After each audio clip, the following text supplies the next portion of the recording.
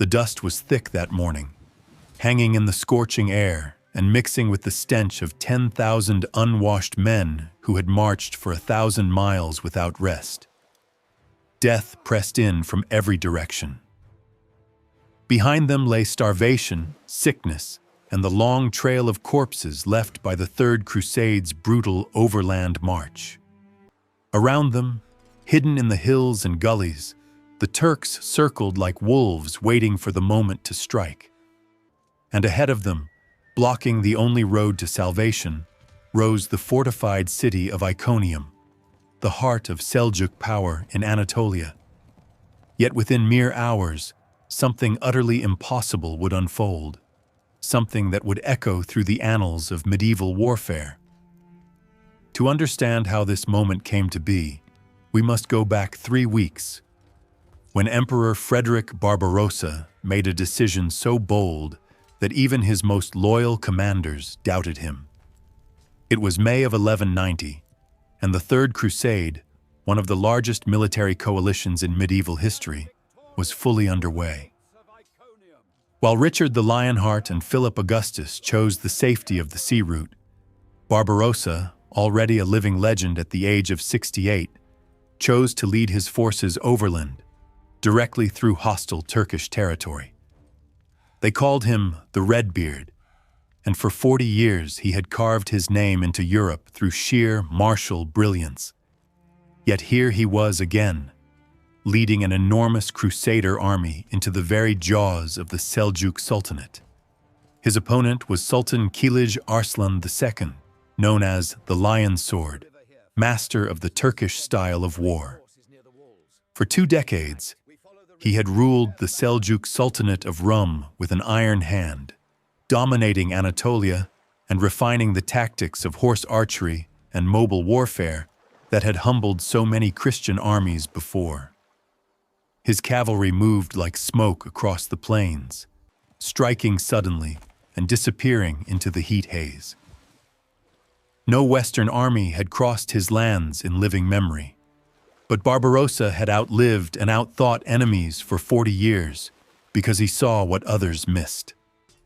While younger commanders trembled at the speed and accuracy of the Turkish horse archers, Barbarossa saw patterns.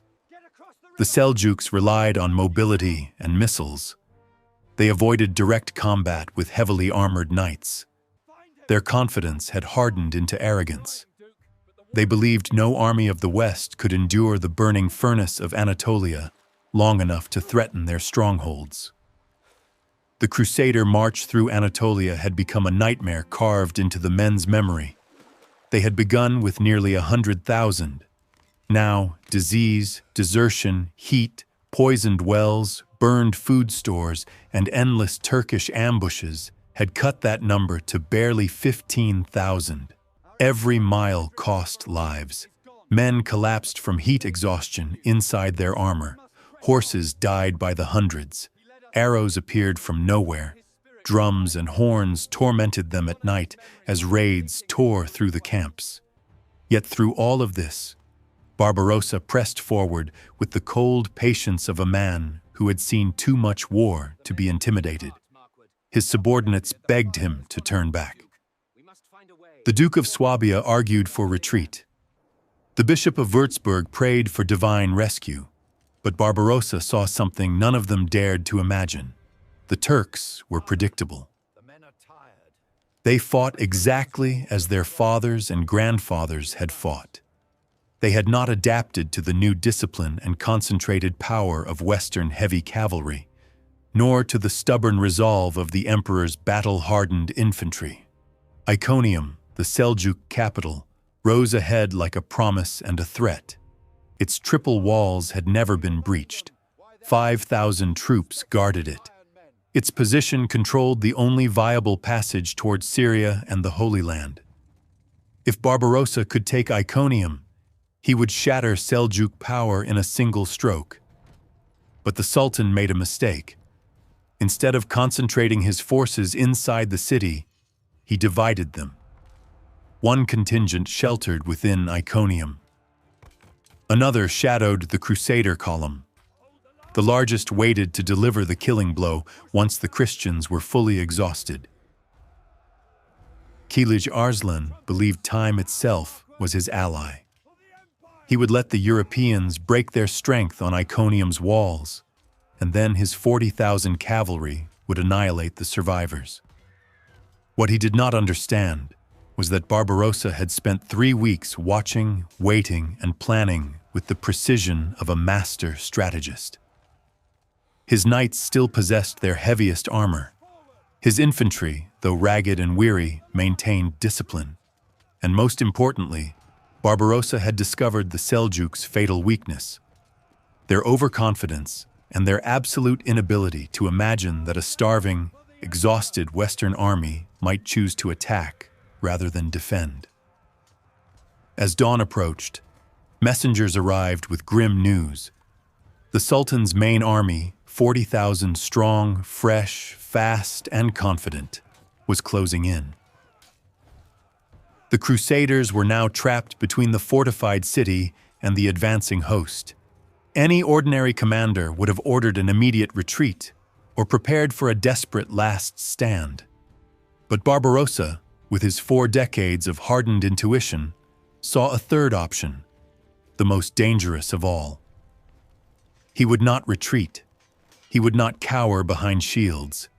He would attack, and in a single day, on the plains before Iconium, he would show the world why the Iron Men of the West had been feared from the Rhine to the Holy Land. Dawn broke on May 17th, and Frederick Barbarossa looked upon his army with a cold, calculating gaze. Only 10,000 men remained fully capable of fighting. Of the proud hosts that once marched from Europe, only 2,000 knights still had war horses, and many of those animals were little more than gaunt skeletons wrapped in hide. 8,000 infantry stood ready, exhausted, yet clinging stubbornly to their weapons. They had lost 5,000 comrades just to reach Iconium, and those who remained were the toughest, most unbreakable warriors Christendom could produce. His commanders formed a living tapestry of German nobility. Duke Frederick VI of Swabia, the emperor's own son, commanded the vanguard with the fiery determination of youth sharpened by his father's guidance. Count Robert of Nassau, veteran of countless campaigns, led the Rhineland contingent.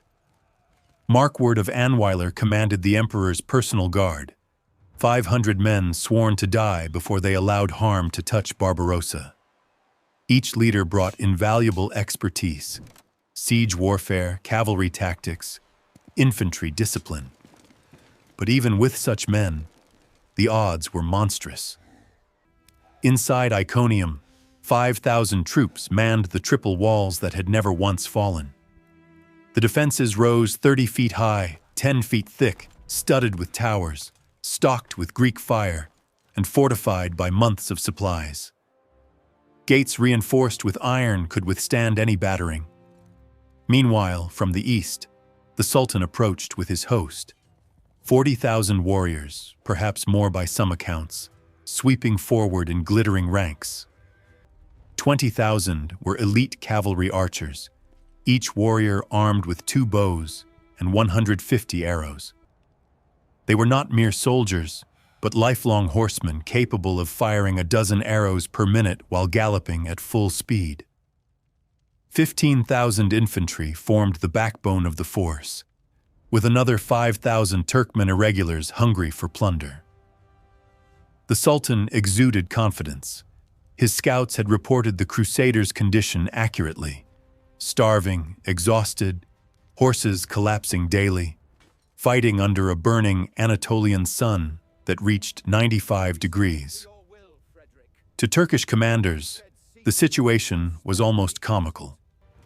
What could a mere 10,000 worn-out men possibly do against fresh armies and impregnable walls? Yet hidden among Barbarossa's ranks was something the Seljuks had never faced at full strength: disciplined heavy cavalry operating in absolute coordination. Every knight represented decades of training.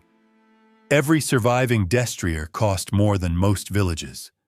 When grouped into a concentrated formation, 2,000 armored knights could strike with the force of a modern armored division. Then Barbarossa made a decision that stunned even his most loyal commanders. On the evening of May 17th, he divided his forces. The idea was madness. Any commander taught by the rules of war would warn that splitting an already inferior force invited immediate destruction. Duke Frederick argued to keep the army united. Count Robert suggested negotiation. But Barbarossa had survived 40 years by understanding a simple truth. Sometimes boldness accomplishes what caution never could. His plan bordered on insanity, yet it was breathtaking in its elegance. Duke Frederick would take 3,000 men, including 700 knights, and march directly toward Iconium's gates. The garrison, seeing such a small force daring to approach, would almost certainly sally out to destroy them. Meanwhile, Barbarossa would hold the remaining 7,000 against the Sultan's oncoming army. Both detachments were outnumbered more than 5-1. By every calculation, they should be overwhelmed and annihilated. Night fell, and the air thrummed with tension. Turkish riders circled beyond crossbow range, taunting the exhausted crusaders, mocking their faith, their hunger, their imminent deaths. Banners captured from earlier skirmishes were displayed with cruel laughter. Some crusaders wavered, morale cracking under the relentless pressure. But then Barbarossa rode through the ranks. Even at 68, he cut a towering figure, calm and steady as an iron pillar. His presence alone restored discipline. "Tomorrow," he said, "we remind them why their grandfathers feared the iron men of the West." His voice carried across the camp like a spark in dry grass, igniting courage in men who had marched to hell and refused to die there. That night, the priests held mass, and the knights confessed their sins. Infantry sharpened weapons with grim determination. Inside the command tent, Barbarossa refined his plan, adjusting every detail. Timing would be everything. Duke Frederick had to strike the gates at precisely the right moment. Too early, and the garrison would fall back inside. Too late, and Barbarossa's main force would be swallowed by the Sultan's host. What the Turks did not know was that Barbarossa had hidden one more secret. His best knights, the 500 men of the Imperial Guard, remained fresh. Their horses fed with rations secretly stored at the expense of the infantry. Their armor gleamed even after the terrible march. These were the men capable of forming the dreaded Iron Wedge, a formation so devastating that no Eastern army had ever faced it in full. At dawn on May 18th, the two Crusader columns separated beneath the pale morning light. Duke Frederick led his 3,000 directly toward Iconium, making no attempt at concealment. Turkish sentries scoffed. To them, this was not bravery. It was suicide. Meanwhile, Barbarossa arrayed his 7,000 on a small rise 2 miles from the city, his formation deliberately thin, weak-looking, inviting attack. Turkish scouts reported exactly what Barbarossa wanted them to see: an exhausted army preparing for a hopeless last stand. The first arrows fell as the sun crested the horizon. Turkish cavalry archers swept forward in massive crescent formations, releasing black clouds of arrows that darkened the sky. Yet the Crusaders did not retreat. They lifted their shields in unison, forming overlapping barriers forged through years of discipline. Losses were minimal. By mid-morning, Duke Frederick reached Iconium's walls. The garrison commander paused. 3,000 tired crusaders could not possibly threaten his fortress, but ignoring them risked allowing siege preparations. Pride won. The gates swung open, and 2,000 garrison cavalry thundered forth, eager to crush the invaders. But Frederick had prepared his men well. Infantry formed spear-bristling squares. Crossbowmen targeted the lighter Turkish horses. The 700 knights waited like coiled iron springs. When the Turkish cavalry slammed into them expecting panic, they found only disciplined resistance. The garrison's confidence faltered. Meanwhile, at the main battlefield, Barbarossa had begun orchestrating his masterpiece. Arrows rained down, horses stumbled, the Turks pressed harder, sensing weakness. Dust clouds on the horizon signaled the arrival of the Sultan's main army. Turkish war cries rolled across the plain like thunder. 30,000 arrows fell within minutes. The Crusader line bent but did not break. It was exactly what Barbarossa wanted. The Turks pressed too close. Their horses pushed into tight clusters. Their mobility, so vital to their strategy, evaporated. The Seljuks had been drawn into the killing ground. At high noon, Barbarossa raised his arm. Trumpets blared. The Crusader center split open like a gate. From within surged 500 fresh knights, thundering down the slope in the iron wedge. Their armor gleamed. Their destriers roared beneath them. A moving wall of steel and flesh, perfectly disciplined after years of training, tore through the Turkish lines. And suddenly, in a single explosive moment, the entire Seljuk strategy collapsed. The iron wedge hurled forward with unstoppable force, its triangular shape cutting through the Turkish ranks like a plow cleaving hardened earth. 500 knights, each encased in steel and mounted on massive destriers, accelerated down the gentle slope with terrifying precision. To the Seljuks, who had grown accustomed to lightly armored foes collapsing under a hail of arrows, this sight was unlike anything they had ever faced.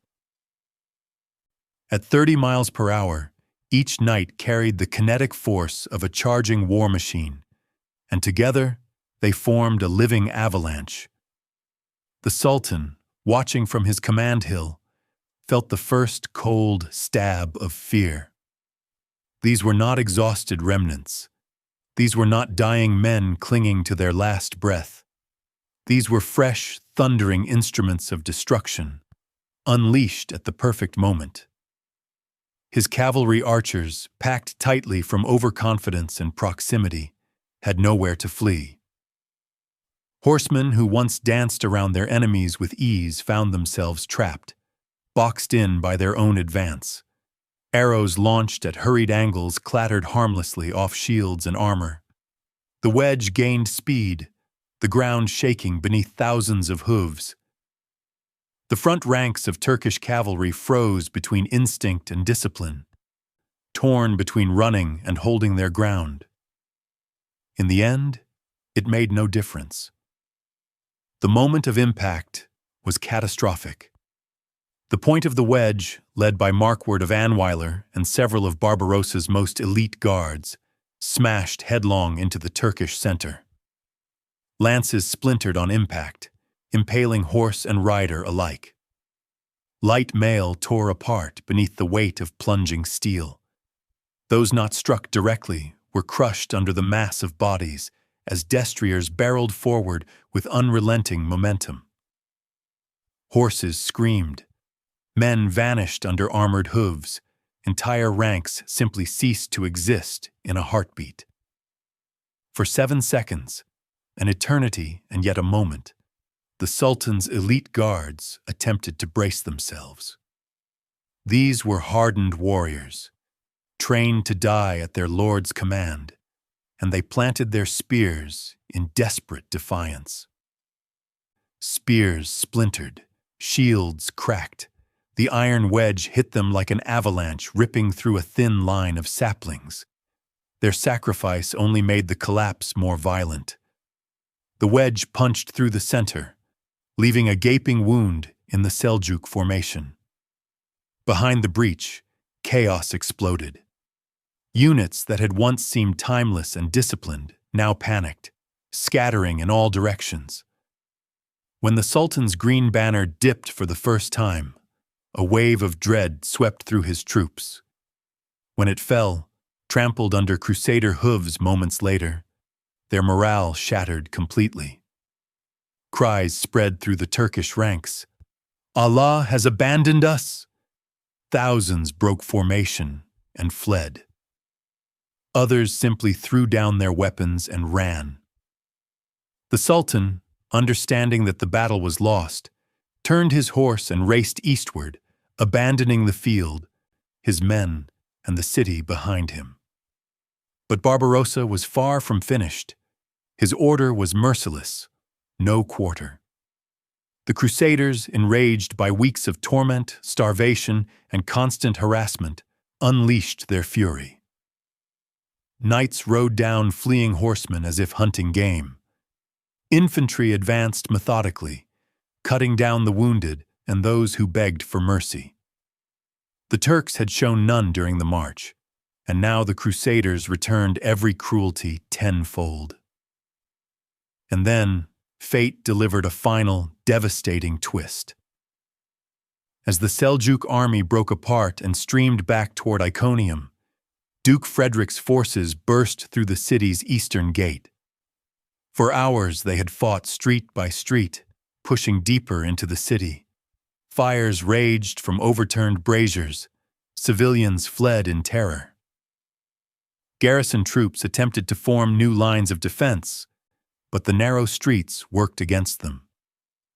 When Frederick's men fought their way toward the central market, they collided with a fresh wave of Turkish soldiers returning from the battlefield, soldiers who believed the city still held. Instead, they ran headlong into Crusaders pouring through the ruins. The fleeing Turkish warriors, desperate to reach safety behind the walls, found those same walls vomiting forth Christian knights drenched in the blood of their comrades. They were trapped, caught between Frederick's steel on one side and Barbarossa's pursuing cavalry on the other. Panic turned into slaughter. What followed defied belief. The field between Iconium's gates and the open plain became a killing ground. Thousands of Turks, with nowhere left to run, were cut down in merciless sequence. Bodies piled so high that they formed grisly barriers. Blood turned the dry Anatolian soil into red mud. Chroniclers struggled to describe the carnage. Some claimed 9,000 Turks died. Others insisted 20,000. A few wrote that 40,000 perished in those 6 hours. Whatever the true number, it was one of the most decisive massacres in medieval military history. Inside Iconium, the last pockets of resistance collapsed. The Sultan's younger brother retreated into the citadel, barring the gates behind him while the city burned. The rest of Iconium fell to looting. Crusaders who had survived on handfuls of dates and stagnant water now gorged on warehouses full of grain, spices, and wine. The legendary treasury of the Sultanate of Rum, gold, silver, silks, and weapons, was seized within hours. When the fires calmed and the screams faded, Barbarossa and his son met in the charred ruins near the palace. The old emperor, armor splashed with the blood of friend and foe alike, embraced the young duke. Witnesses reported tears on the faces of men who had followed Barbarossa across continents. Against all odds, they had survived the impossible. They had defeated an army 4 times their size. They had taken the untalkable city, and for the moment, it seemed nothing could stop them. When dawn approached on May 19th, the scale of the Turkish catastrophe could no longer be concealed behind smoke or pride. The Sultan's younger brother still held out within the citadel, watching helplessly as Iconium smoldered beneath him.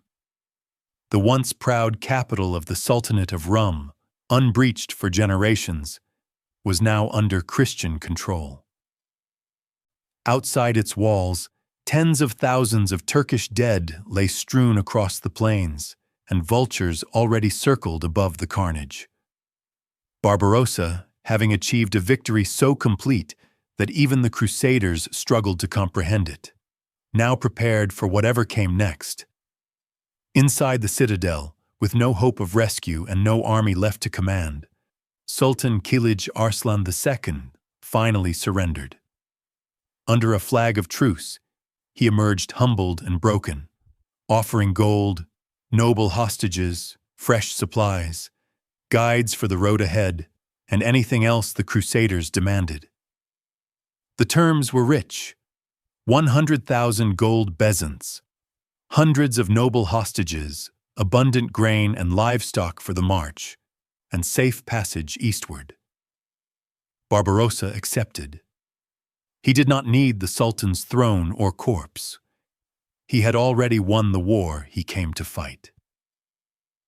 The psychological impact of Iconium spread like wildfire across the Islamic world. The Seljuk cavalry, once considered unstoppable, had been crushed. The city believed to be impregnable had fallen in a single day. From Damascus to Mosul, from Aleppo to Cairo, leaders and generals whispered the same thought with troubled curiosity. The Franks were not relics gasping their last breath. They were still capable of monstrous, overwhelming violence when led by a commander of genius. For Barbarossa personally, Iconium was his masterpiece. It was the perfect union of audacity, discipline, terrain, timing, and psychological warfare. Modern military historians still study the battle as a model of operational brilliance.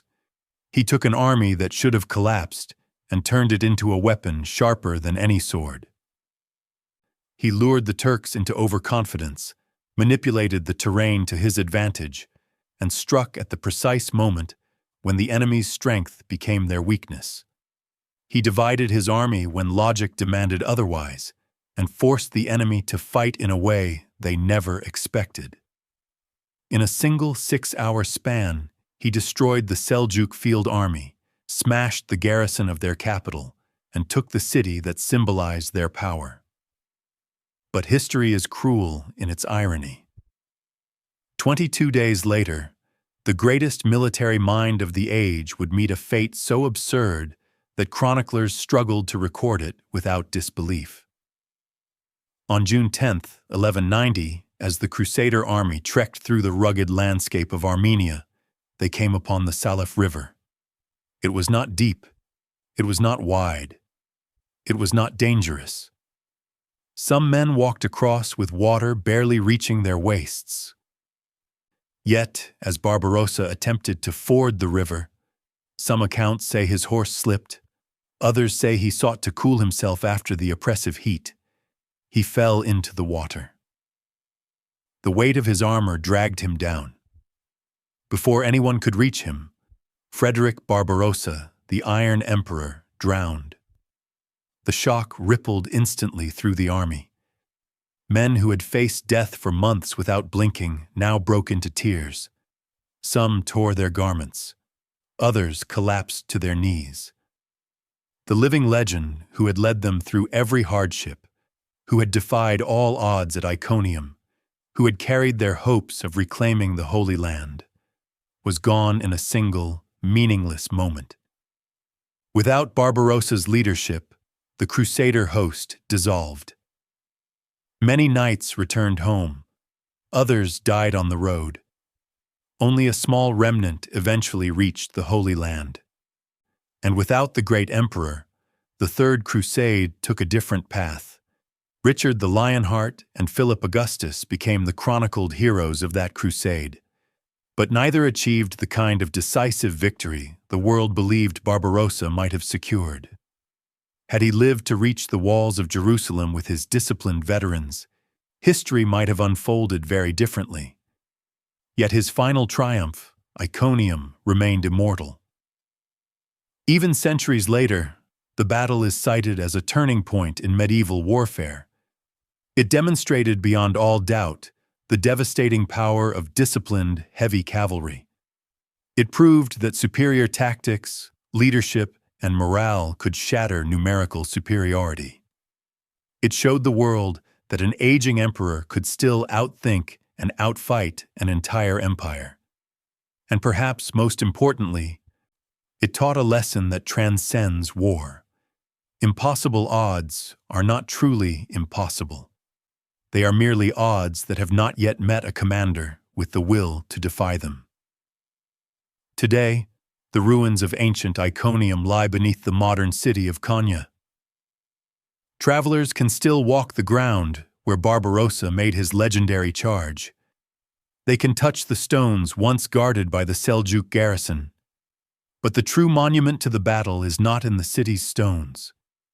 It lies in the enduring truth that when leadership, discipline, and unwavering courage converge, even the most hopeless situation can be transformed into eternal victory. In 6 hours on a scorching day in 1190, Frederick Barbarossa reminded the world why the Iron Men of the West were feared from Scotland to Syria. He proved that strategy, determination, and the sheer force of human will could reshape history. And though the emperor drowned far from the glory he had earned, Iconium stands as his final roar, a blaze of triumph carved forever into the chronicles of war.